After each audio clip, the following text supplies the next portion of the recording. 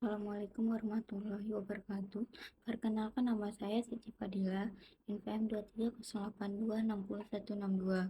Di sini saya akan menjelaskan tentang mind map saya yang berjudul ADHD di blog Growth and Development. Sebelumnya kita buka dengan doa pembuka majelis.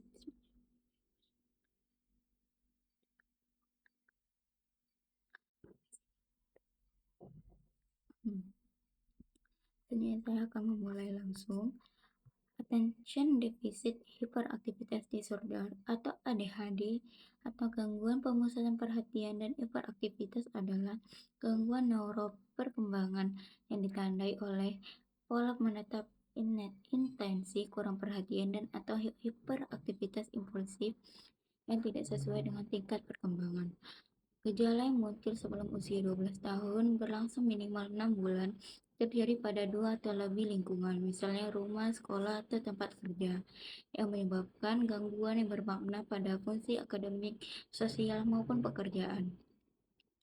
Gejala utama meliputi sulit memusatkan perhatian, mudah teralihkan, kurang terorganisasi, dan sulit menyelesaikan tugas, mudah lupa, sering kehilangan barang, hiperaktif, dan impulsif.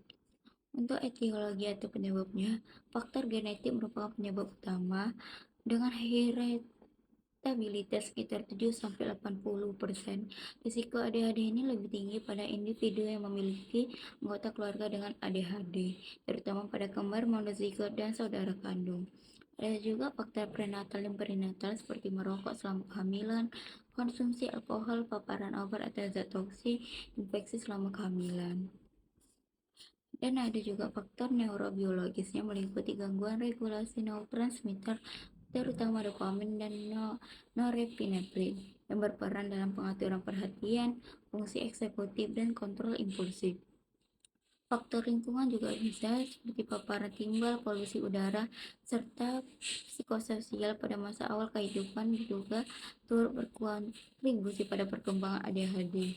Faktor yang diketahui meningkatkan risiko ADHD meliputi yang tidak dapat dimodifikasi, yaitu riwayat keluarga, jenis kelamin, biasanya laki-laki, dan faktor genetik, prematur, BBLR, dan yang dimodifikasi merokok selama kehamilan, konsumsi alkohol atau obat-obatan selama kehamilan, dan paparan timbul dan polusi lingkungan, lalu infeksi selama kehamilan, malnutrisi maternal, stres psikososial berat pada masa awal kehidupan.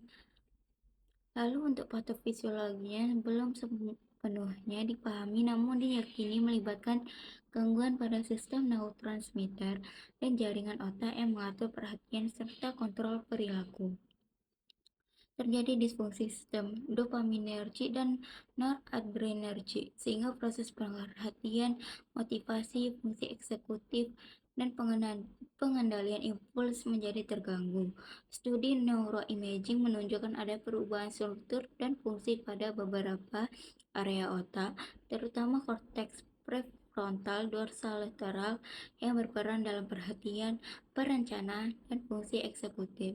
Anterior cingulate cortex yang berperan dalam kontrol atensi dan regulasi emosi, sirkuit frontostriatal yang menghubungkan korteks prefrontal dengan ganglia basalis menunjukkan adanya aktivitas yang menurun pada pemeriksaan fungsional MRI. Beberapa penelitian juga menemukan penurunan ketersediaan transporter dan reseptor dopamin, terutama di area lobus frontal, sehingga mengganggu transmisi sinyal yang berperan dalam pengaturan perhatian dan kontrol impuls. Adapun anamnesis pemeriksaan fisik penunjangnya, anamnesisnya keluhan utamanya itu sulit memusatkan perhatian, mudah terdistraksi, hiperaktif, impulsif, prestasi belajar atau kerja menurun, dan riwayat penyakit sekarang.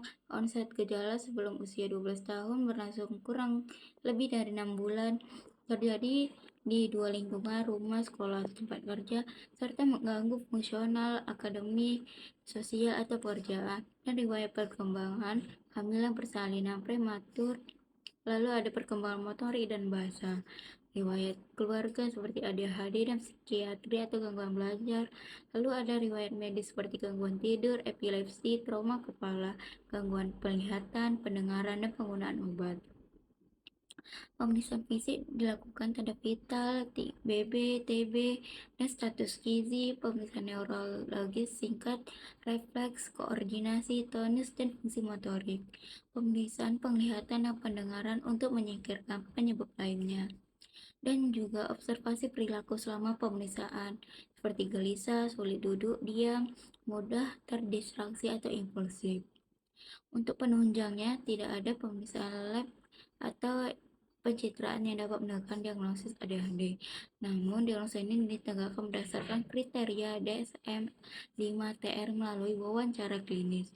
Lalu ada kuesioner penilaian sebagai alat bantu, misalnya Vanderbilt ADHD, lalu ada diagnostik rating scale, Corner rating scale, SNAP IV, dan pemeriksaan lab EEG dan CT scan atau MRI hanya dilakukan untuk menyingkirkan diagnosa banding atau penyakit penyerta. Tata laksana farmakonya itu ada obat metilprenidate untuk lini pertama, dosis awal 5 mg oral 1-2 kali per hari dan dapat dinaikkan 5-10 mg per minggu sesuai respon maksimal 60 mg per hari. Atomosetin dosis awal 0,5 mg per kilogram berat badan per hari ditingkatkan menjadi 1,2 mg per kilogram berat badan per hari. Maksimalnya 1-1,4 mg per kilogram berat badan per hari atau 100 mg per hari. Lalu untuk obat tata laksana non farmakonya, terapi perilaku meliputi penguatan perilaku positif, sistem penghargaan, struktur rutinitas, pengurangan distraksi, instruksi yang singkat dan jelas, dan para training orang tua diberikan edukasi mengenai cara memberikan instruksi, penguatan perilaku positif, konsistensi aturan manajemen perilaku.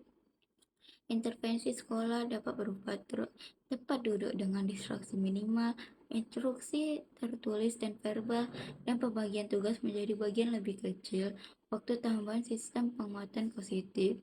Untuk komplikasinya yaitu gangguan akademik, biasanya prestasi belajar menurun, kesulitan menyelesaikan tugas, dan putus sekolah. Dan untuk gangguan sosial, sulit menjalani hubungan dengan teman, keluarga, dan konflik interpersonal. Gangguan emosional bisa meningkatkan risiko kecemasan, depresi, dan harga diri rendah.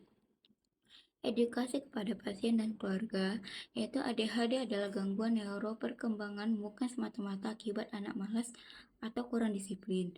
Gejalanya dapat mempengaruhi sekolah, keluarga, hubungan sosial, dan pekerjaan. Terapi membutuhkan pendekatan jangka panjang dan evaluasi berkala.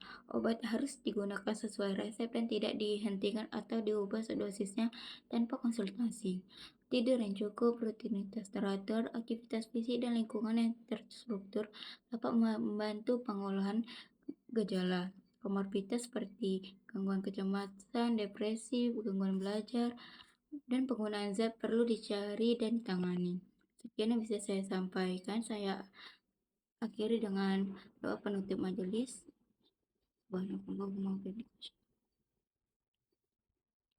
Sekian yang bisa saya sampaikan. Terima kasih. Assalamualaikum warahmatullahi wabarakatuh.